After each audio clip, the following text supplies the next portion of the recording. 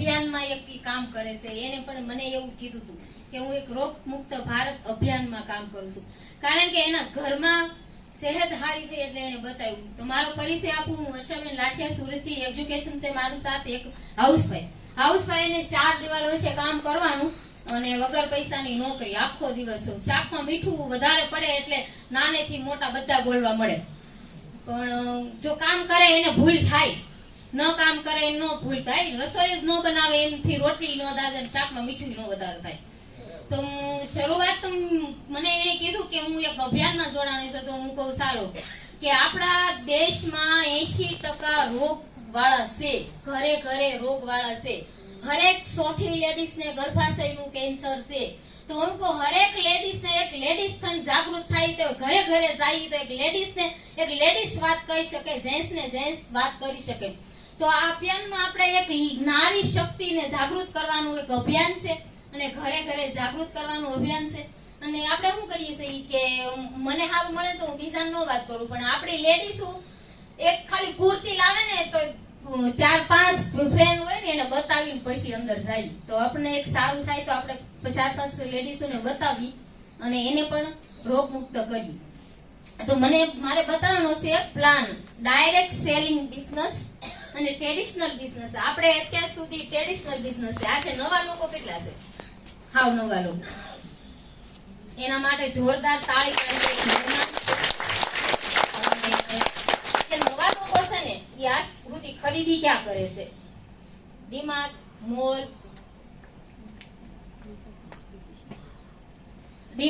Mall, દુકાન. Traditional business એવો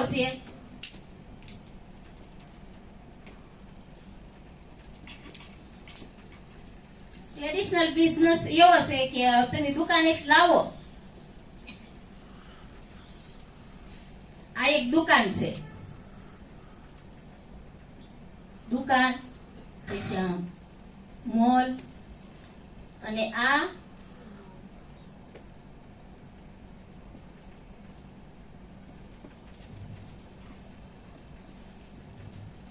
direct selling business. RCM, ખરીદવાની સાચી રીત. ખરીદવાની સાચી રીતમાં કેટલો ફાયદો છે અને દુકાનનો કેટલો ફાયદો છે અને મોલનો કેટલો ફાયદો છે આજે આપણે એ જોઈ. દુકાને તમે જાશો તો ડિસ્કાઉન્ટમાં મળશે કે એમઆરપી ભાવે? એમઆરપી ભાવ. તો અહીંયા કોઈ ડિસ્કાઉન્ટ નથી મળતું. અને મોલમાં 5 થી 7% ડિસ્કાઉન્ટ મળે છે.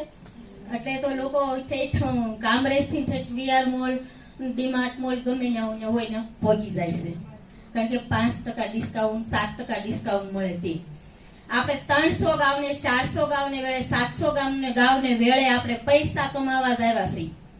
તો આપણે પૈસા બચાવવા હોય તો ક્યાં જવાનું એ પણ જોવાનું. 5 થી 7% ડિસ્કાઉન્ટ. ડાયરેક્ટ સેલિંગ નો બિઝનેસ આપણને આપે છે 15% ડિસ્કાઉન્ટ.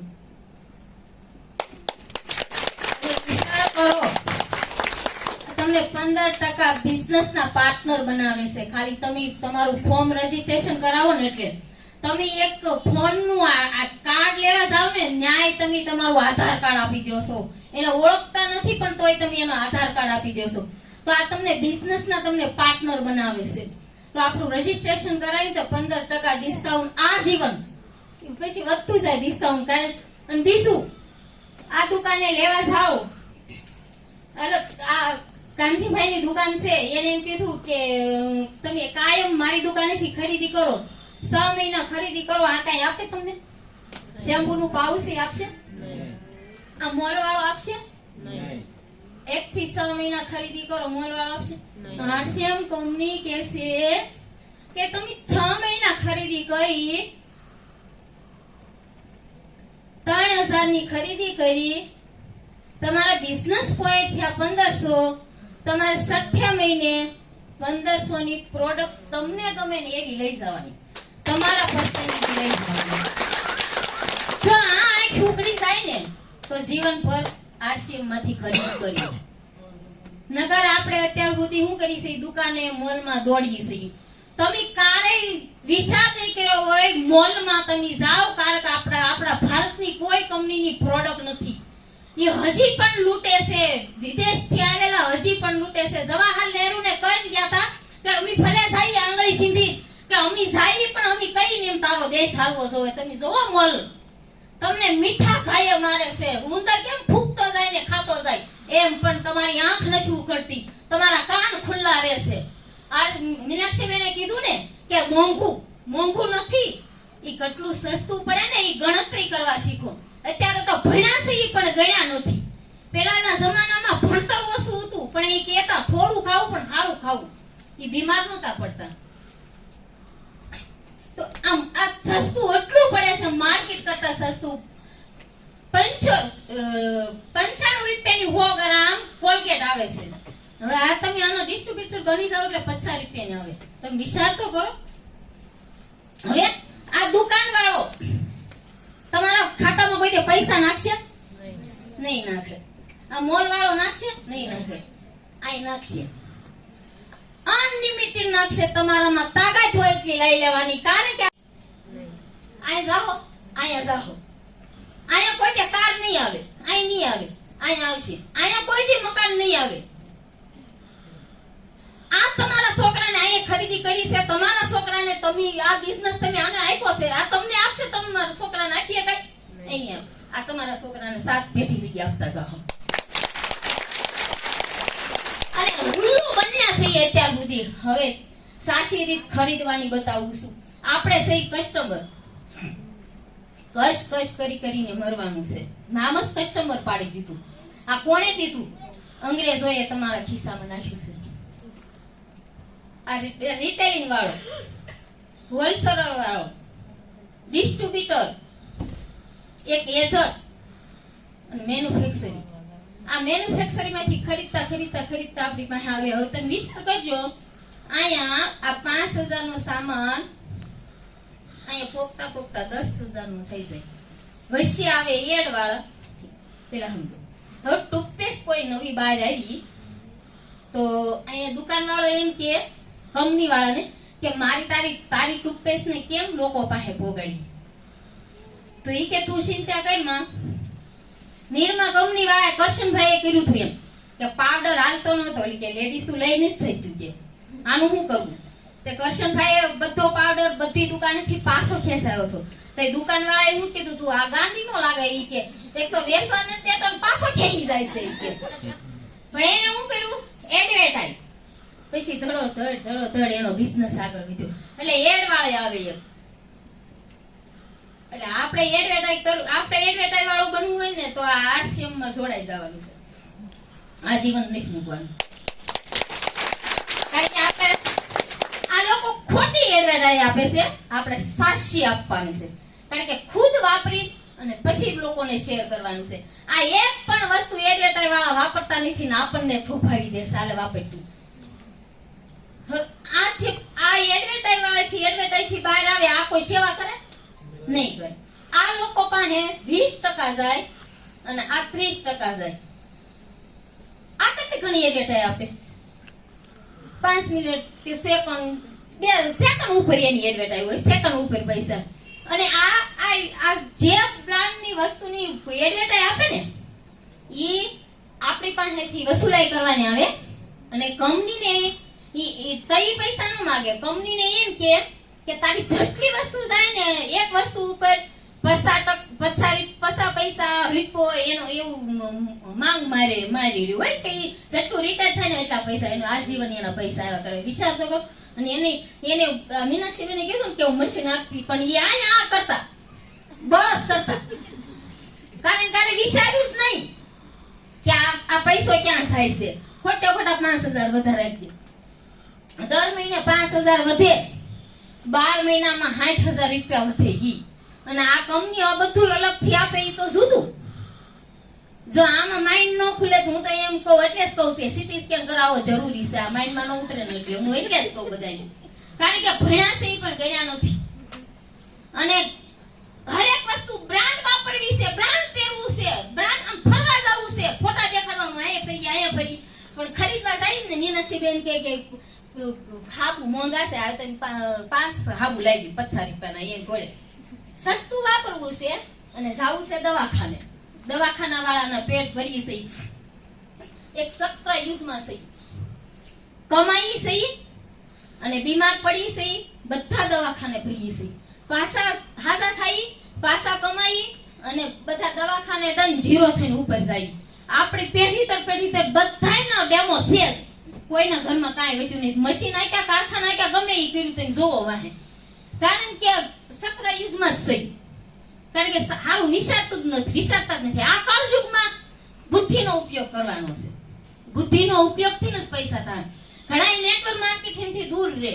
ક્યાં નેટવર્ક માર્કેટિંગ દૂર રહ્યો? શાક વાળો, યુટ્યુબ વાળા, કારખાના વાળા, બધા નેટવર્ક માર્કેટિંગ છે. તો આપણે શું કરવા નેટવર્ક માર્કેટિંગ ની? તમે જોવો તો ખરો, જીઓ વાળા નેટવર્ક માર્કેટિંગ થી કેટલો કમાય છે. તો આપણે નેટવર્ક માર્કેટિંગ શા માટે દૂર રહેવું છે? આપણા ભારતને આગળ વધી, આપણે એમ કહીને મારા ભારત મહાન, જય ભારત, મેરા હિન્દુસ્તાન, એમને નહીં બને. મહેનત આપણે કરવી પડશે, હરેક ઘરે ઘરે જાગવું પડશે કે હું મારા ભારતનું વાપરું. કારણ કે આપણે એવો વિચાર કરવાનો જ નહીં. બોર્ડર માથે જે બહારના આતંકવાદી આવે ને એ કરતા ઘરમાં આતંકવાદી વધારે છે, કારણ કે ઘરમાં એટલી વિદેશની પ્રોડક્ટ ઘરમાં વપરાય ને એના ઘરમાં એ આતંકવાદી જ કહેવાય. કારણ કે રહેવું ભારતમાં, ખાવું ભારતમાં, ભારત માતાની છે, વાપરવું વિદેશનું તો આતંકવાદી જ કહેવાય ને. હું કહેવાય તો હું મારો સાચો સમય નહીં લઉં. મને 15 મિનિટ આપવાનો સમય આવ્યો તો જો મને તૈયાર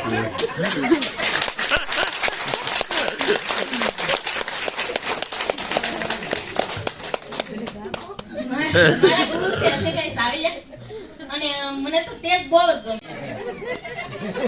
પણ ભાઈને એક વખત તો પૂછતું, દેરાણી આરે, જઠાણી આરે, હાહુ આરે બાધ્ય ત્યારે એને ગમે છે? હા,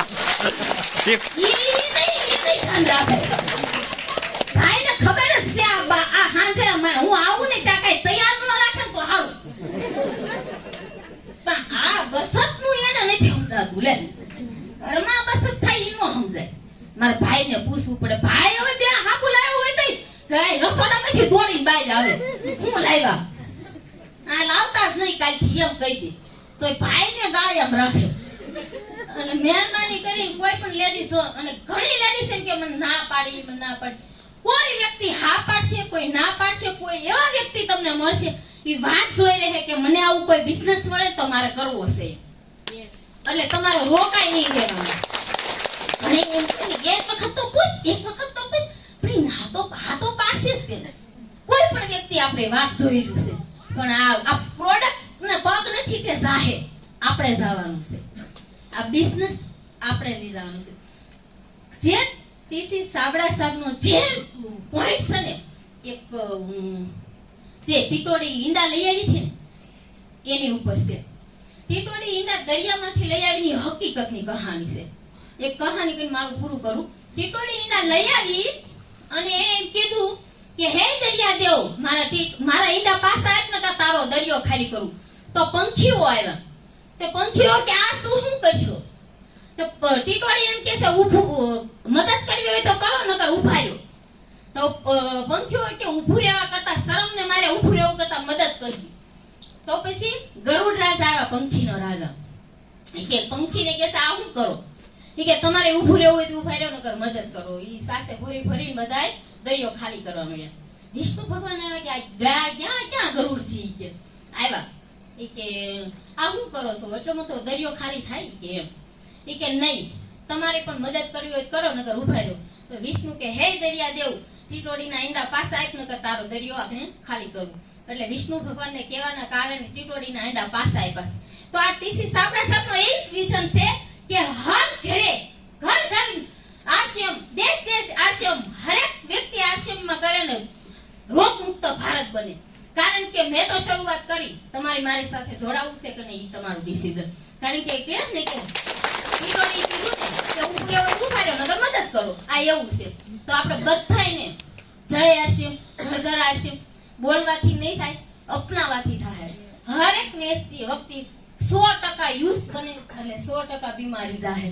હું એક વસ્તુ વાપરું અને 5 વસ્તુ માર્કેટમાંથી લઈ આવું તો એનો કોઈ મતલબ નહીં. હવે તમારે નક્કી કરવાનું છે માર્કેટમાં સારું મળે છે કે ઓરિજિનલ મળે છે, કે તમારે નક્કી કરવાનું છે. એટલે આ પહોળિયા દૂધ પીવે ને એની લોકોને દયા નથી આવતી, તો આપણા જેવાથી શું દયા આવશે? આપણા જેવાની કૂતરા મીંદરાને નવરાવાના સાબુ એ નાયા, તો અત્યારે આ સારા સાબુની ક્યાંથી મગજમાં આપણને ઉતરે? એટલે સારી વસ્તુ વાપરવાની છે અને પૈસા બચાવવાના છે. અને ઘરમાં પૈસા બચશે તો ખુશી રહે. પૈસા વગરની ખુશી નથી કોઈને. ઘરમાં એક વ્યક્તિ બીમાર હોય ને તો આખું ઘર બીમાર લાગે. અને ઘરમાં બધા ખુશ અને બીમારથી મુક્ત હોય ને તો ઘરમાં પૈસા બસે, ઘરમાં પૈસા આવે, લક્ષ્મી આવે. કારણ કે એક લેડીઝ નું મૂડ ખરાબ હોય ને તો આખું ઘરને બગાડી નાખે. કારણ કે લેડીઝ નું મૂડ ખરાબ હોય ને એટલે આખા ઘરની વાતાવરણ ફરી જાય છે. એક લેડીઝ ઉપર આખું ઘર હોય. એટલે હું તો ઘરે જ ગમે એને ઘરે જાઉં તો હું એમ કહું, લેડીઝ ને એમ કહું તારું ફોર્મ ભરી. કારણ કે મને ખબર છે આ વૃદ્ધાશ્રમમાં જઈશું ગોશું જ જઈશ. કારણ કે આપણી પાસે પૈસા હોય તો આપણા છોકરા રાખશે. એટલે હકીકતમાં જાગી જાવું. વેલા ઉઠે પૈસા નહીં થાય. આશ્રમમાં આવ્યા પછી જાગીને એના નામ જાગ્યા કહેવાય. એટલે જાગવું જરૂરી છે, જાગૃતતા લાવવી જરૂરી છે અને લેડીઝોને જગાડવી પણ જરૂરી છે. આ બધી વસ્તુ આ આશ્રમમાં સ્વસ્થ અભિયાન, કારણ કે રોપડા રોપાણ બધું જે દેશને કામ કરવાનું હોય 15 તો કામ આશ્રમ કરે છે. લોકોને રોજગારી આપવાનું, રોગ મુક્ત. કારણ કે કેટલો પૈસો તો આપણો ભારતનો બીમારીમાં જાય છે. તો એ આપણે આગળ આવશું તો આપણો દેશ બધા કરતા સદ્ધર થાય. અત્યારે બોમ્બ ધડાકા થાય તો આજે અત્યારે આપણે નહીં વાપરીએ તો આપણા છોકરાને ઈ જ વારો આવશે. એ કરતા વાપરવા મળજો આપણા દેશની વસ્તુ. કારણ કે આપણું કોઈ નથી. કારણ કે આપણે નબળા કરી નાખીએ છીએ. કારણ કે બહારનું વાપરીએ તો આપણે નબળા બની ને. એટલે આપણી પાસે આવ્યું ને એટલે 5 જણાને લોકોને શેર કરવાનું છે. આજથી મારીને તારીને બીજાની કપડાની ઓલી વાતો કરતા થઈ બંધ કરવાની અને આરસીએમની વાતો શરૂ કરી દેવાની. એટલે આપણા જીવનમાં, આપણા પરિવારમાં, આપણા દેશમાં સભ્યતા આવે અને આપણો દેશ આગળ જાય, આપણો દેશ સદ્ધર થાય, આપણું ઘરે સદ્ધર થાય. આપણા ઘરમાં પ્રગતિ હોય ને તો આપણે બીજાની કરીએ કે મારા ઘરમાં 2 વર્ષ દિવાલનો કલર ન થયો તો બીજાને શું શીખામણ આપું? એમ ઘરેથી શરૂઆત કરવાની છે. ઘરે હું 100% વાપરીશ તો બીજાને કહી શકીશ. તો હું મારી વાણીને વિરામ આપું.